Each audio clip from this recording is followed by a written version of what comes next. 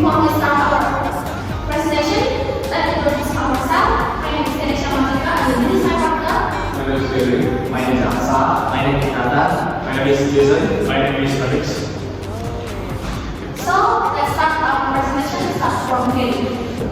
So, before we can get into the authority and duties of state attorney, we must first discuss what a state attorney actually is. So, a state attorney is a civil servant whose job it is to represent the country, be it in prosecuting or defending legal matters. As a body authorized in upholding the law, state attorneys are unified under the leadership of the Attorney General, who is chosen by the President. The Attorney General, along with other state attorneys who each oversee various districts throughout the country, is part of a branch of the Indonesian judiciary with power vested by the state to represent uniquely. Now, these are the laws that govern state attorneys according to UUD 1945. So first we have Undang-Undang Nomor 16 Tahun 2004. And the contents of that law are the foundational laws regarding the institution of state attorneys. This law details the duties and powers of a state attorney in legal matters.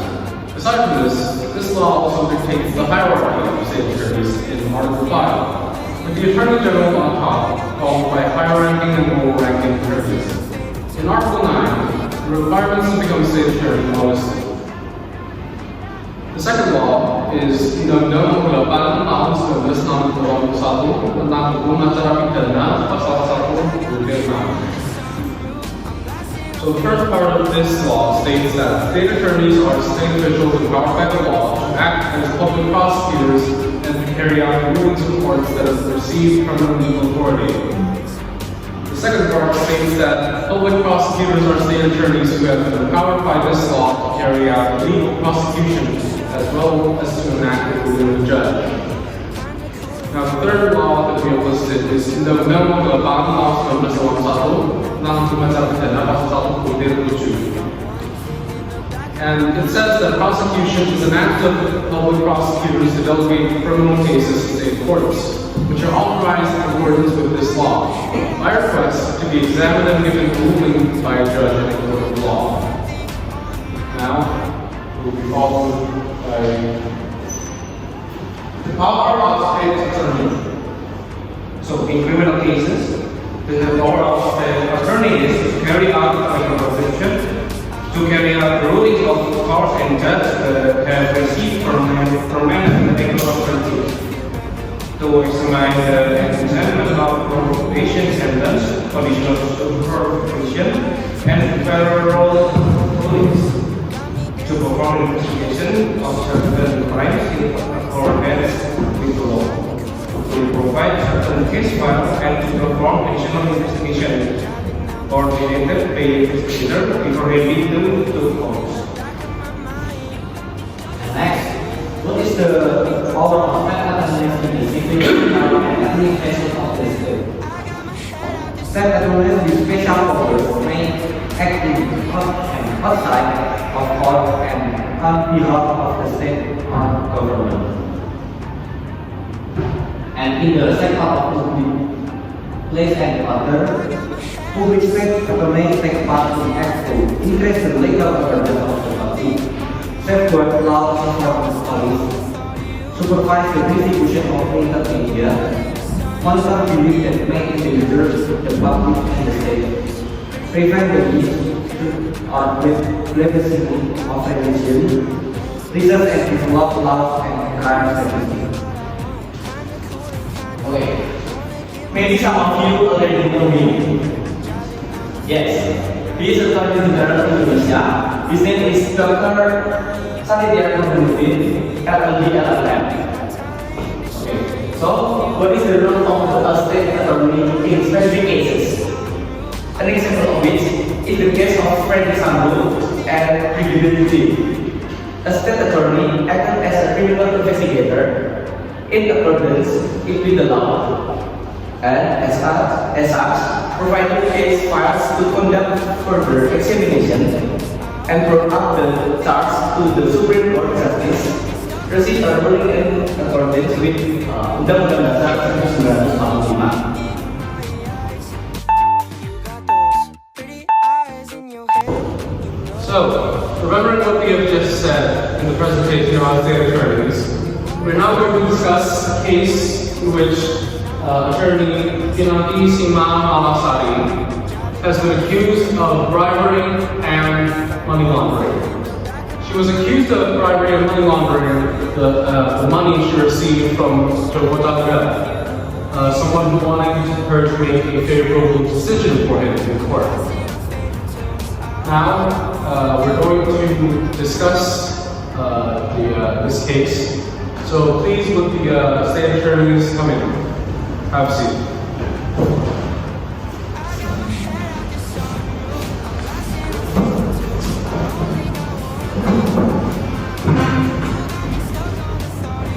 So, to begin, we're going to hear the name of Mr. Nathaniel. Okay, in my opinion, what has been done by Dr. Pinaki Sima Malasari as an attorney at the Attorney General's office was very wrong.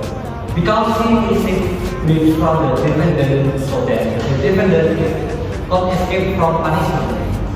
If we look at the regulations that govern attorneys, in particular, Peraturan Jaksa Agung Indonesia number PIF 14 AJA 11/2012 as it contains the Attorney's Code of Ethics.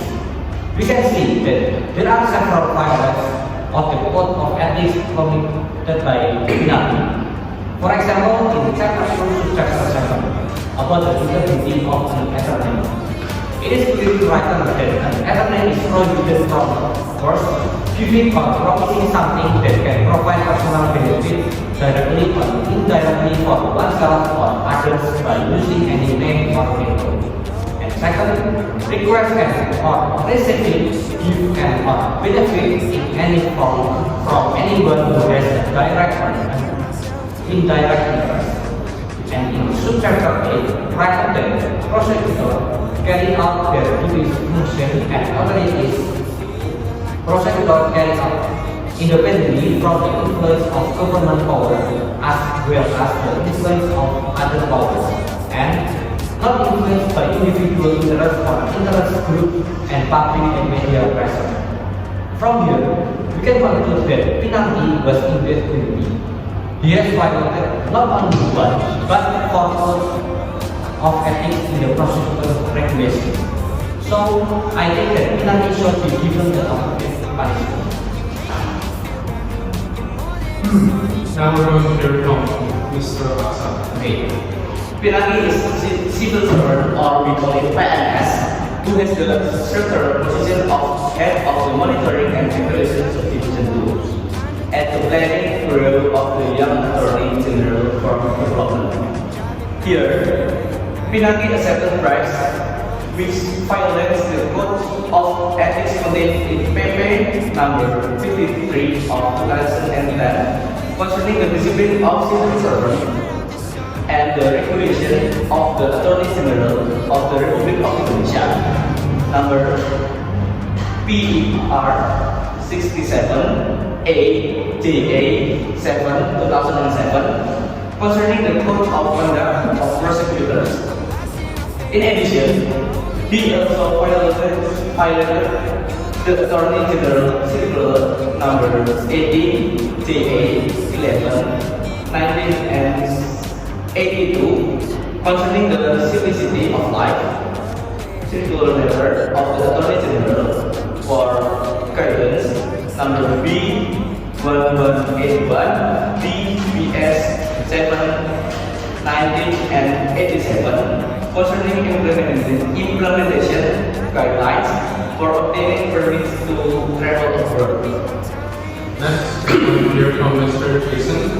So, in my opinion, Pinaki must be tried fairly because as an attorney, the act of receiving bribes from client violates the Code of Ethics in PP number 53 of 2010. Concerning discipline of civil servants and the regulation of Attorney General of the Republic of Indonesia number PER 67/8/2007 concerning the code of ethics for public sector, and from PER 67/8/2007, we can know that Pinangki is deemed no longer compatible with the development and demands of the prosecutor profession.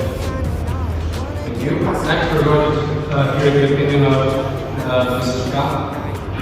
So, I think the Pinangki case is a serious violation that introduces the good name of the state province courts because she has violated the code of ethics of the Attorney General of the Republic of Indonesia, regulation number PER 067/8/07/2007.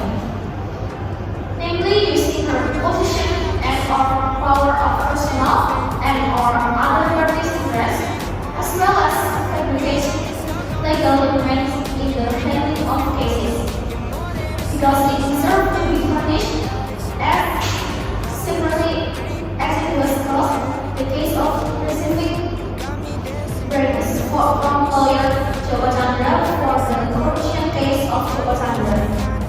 Prosecutor Pinangki, together with other prosecutor who are trying to solve Joko Chandra's legal case, have violated the laws mentioned above. Thank you. And finally, for this part, we're going to listen to the opinion of Mr. Phelps. Well, Pinangki is a former prosecutor who was involved in corruption and money laundering cases. Pinangki at that time was the head of the Monitoring and Evaluation Division 2 at the Planning Bureau of the Young Attorney General of Development of the Prosecutor's Office. Pinangki has committed many crimes, namely bribery and violating of the regulation of the Attorney General of the Republic of Indonesia, number PER 67/8/2007. Concerning the code of the conduct for prosecutors and Attorney General regulation of the Republic of Indonesia, number PER 14/8/11 and 2012. That concludes the first part. Now, her case has already reached a ruling in which she was originally sentenced to 10 years in prison. But recently that ruling has been changed to 4 years in prison. Now, we're going to hear the opinions of these attorneys regarding that remission of their sentence. So first off, we're going to hear from Mr. Nathaniel. I disagree with the punishment which was 10 years in prison and was been sent to only 4 in prison. Pinangki has committed a serious crime by violating various existing rules or codes of ethics. Therefore, Pinangki should get a several punishment commensurate with what she has done. Not to mention her money laundering investigation, so that it serves as a branch from Joko Chandra, an attorney who has also taken an oath to always do good but actually broke the oath he made himself. Therefore, I agree that the attorney should appeal the judge's decision regarding the cutting of Pinangki's sentence. Thank you. Now we're going to hear from Attorney Ashwani. Okay, I think that her sentence needs to be increased because bribery is included in corruption, and corruption itself is a cancer that must be eliminated from Indonesia. As a prosecutor, I uphold justice and honesty. From the past until now, there have been many acts of corruption committed in Indonesia that are very detrimental to the people. And I think corruptors should be punished severely so that no one wants to commit it. Thank you. Next, we're going to hear from Mr. Christian. In my opinion, this shortening of the sentence is absurd because, as an attorney general, she already made an oath to serve the country and enforce the law fairly. Distinction of first, receiving bribes from clients, other attorneys and with a range of 10 years imprisonment to 4 years will make other attorneys more willing to commit corruption. So, I think Pinangki should have the sentence extended to at least the original one. Okay, thank you. Next, we're going to hear from Mr. Gomez. As Attorney General, having followed to uphold the law in Indonesia, Pinangki should be punished severely for breaking that law.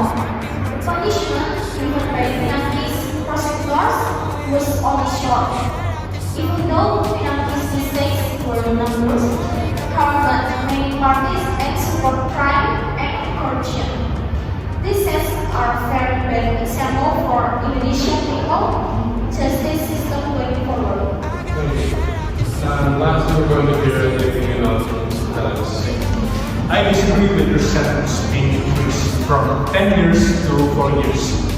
Corruption is an extraordinary crime because it has a massive impact in the short and long term.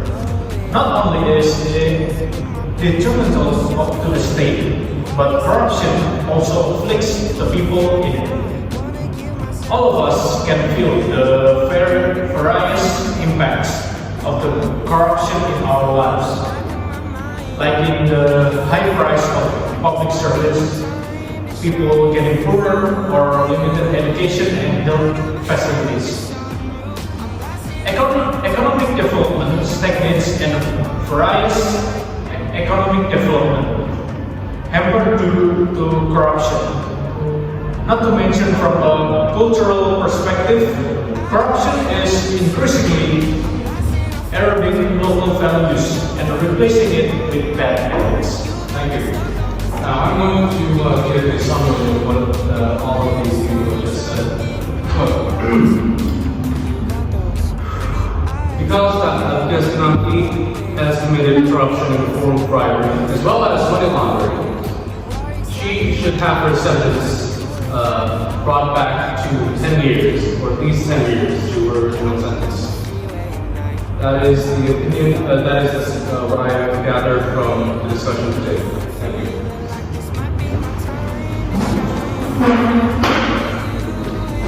Thank you for listening to our presentation and discussion. Thank you for listening. Have a nice day.